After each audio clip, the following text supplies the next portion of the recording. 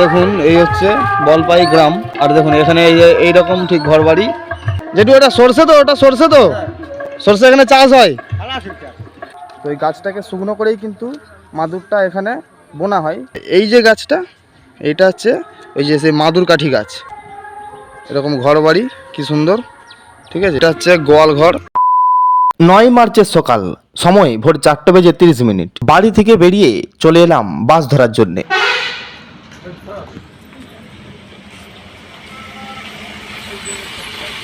আজকে আমি যাচ্ছি পশ্চিম মেদিনীপুর জেলার একটি গ্রামে, যে গ্রামটির নাম বলপাই। এরপর 1 ঘন্টা বাস জার্নি করার পর চলে এলাম বাগনান স্টেশনে। এরপর টিকিট কেটে ওভারব্রিজ দিয়ে এখন চলেছি বাগনানের 3 নম্বর প্ল্যাটফর্মের দিকে।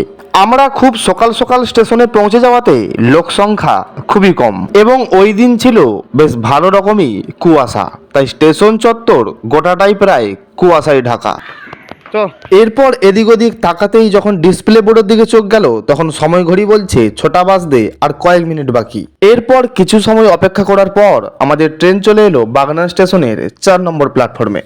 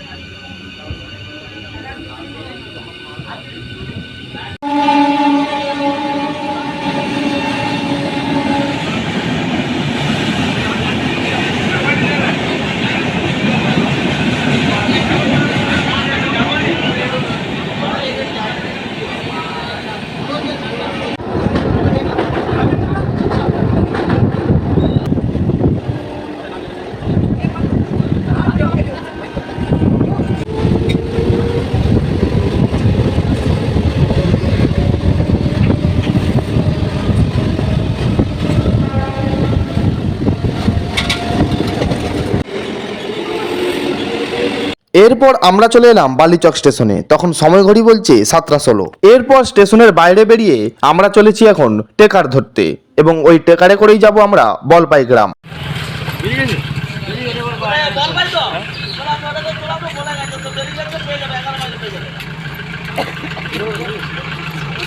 এরপর আমরা বালিচক স্টেশন থেকে সোজা চলেছি বলপাই গ্রামের দিকে। সময় লেগেছিল 1 ঘন্টা। দেখুন এই হচ্ছে বলপাই গ্রাম। আর দেখুন এখানে এইরকম ঠিক ঘর বাড়ি, এরকম রাস্তাঘাট। ওখানে দেখুন ওইটা রোদে দিয়ে আছে, ওটা হচ্ছে সরষে।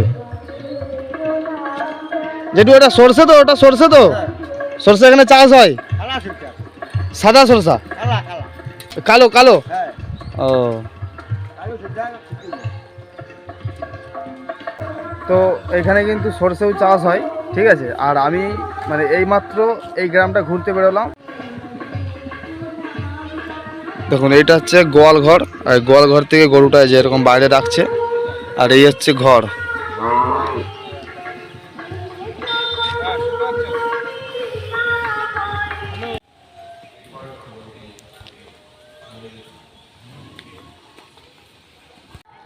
আর এইখানে দেখুন ধান সিদ্ধর হচ্ছে উনুন, এইরকম 4 পাখা। আর ওইগুলো হচ্ছে ম্যাজলা, আমাদের ওখানে যেমন মাটির ম্যাজলা, এখানে সিমেন্টের ম্যাজলা, এবং ওখানেই বসানো থাকবে, এটা তোলা যাবে না। আর এইখানে কিন্তু সরষে চাষও হয়, ধান চাষও হয়, তার সঙ্গে কিন্তু মানে মাদুর যে বোনা হয়, তো মাদুরের যে কাঠিটা, সেইটা একটা মানে গাছ, ঠিক আছে। তো ওই গাছটাকে শুকনো করেই কিন্তু মাদুরটা এখানে বোনা হয়। তো সেই গাছটাও কিন্তু এখানে চাষ হয়। এই দেখুন ওইটা হচ্ছে ধান গাছ, ঠিক আছে। আর এই যে গাছটা, এইটা হচ্ছে ওই যে সেই মাদুর কাঠি গাছ। এরকম চাষ করা হয় ধানের মতোই, রোদে শুকোনোর পরে কিন্তু মাদুর বোনা হয়। আর এই দেখুন এরকম ঘর বাড়ি কি সুন্দর, ঠিক আছে। আর এই ধান মিলা আছে, আর এরকম সামনে মাঠ, আর ওই দূরে ওই যে ওটা হচ্ছে রাস্তা। তো চলো আরও সামনের দিকে যাওয়া যাক। এই দেখুন আর একটা উনুন দেখুন, এখানে সব উনুনগুলো এই রকম। আর ওই যে মেজলা যে ধান ভিজানো আছে, ঠিক আছে।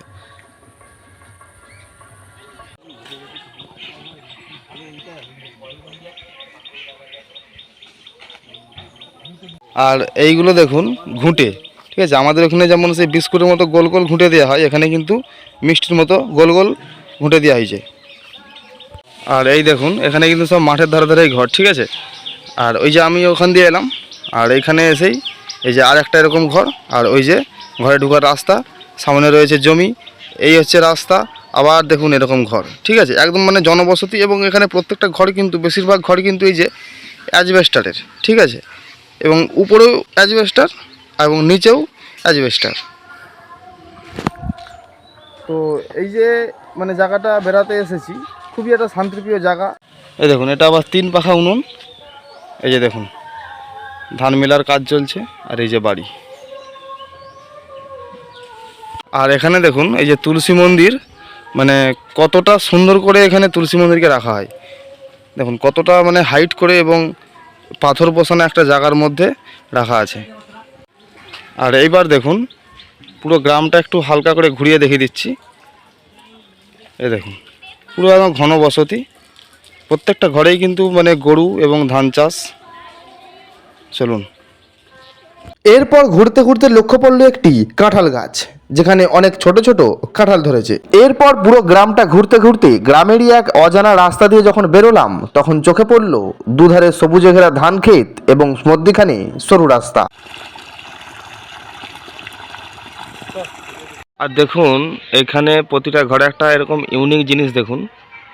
এই যে এটা হচ্ছে দোতলা ঘর, ঠিক আছে। এই যে দোতলা ঘরের উপরের যে ফ্লোরটা, এখানে দেখুন এই যে একটা বারান্দার মতো করা আছে, এটা হচ্ছে গেট, ঠিক আছে। শেষ করছি আজকের পর্ব, ফিরবো পরবর্তী ভিডিও নিয়ে। আর ভিডিও ভালো লাগলে ভিডিওকে লাইক করুন, শেয়ার করুন এবং সাবস্ক্রাইব করুন। সাবস্ক্রাইব করে পাশে থাকা বেল আইকনের অল অপশনটি ক্লিক করুন, যাতে আমি যখনই একটি পরবর্তী ভিডিও পাবলিশ করব অবশ্যই যেন আপনাদের কাছে একটি নোটিফিকেশন যায়।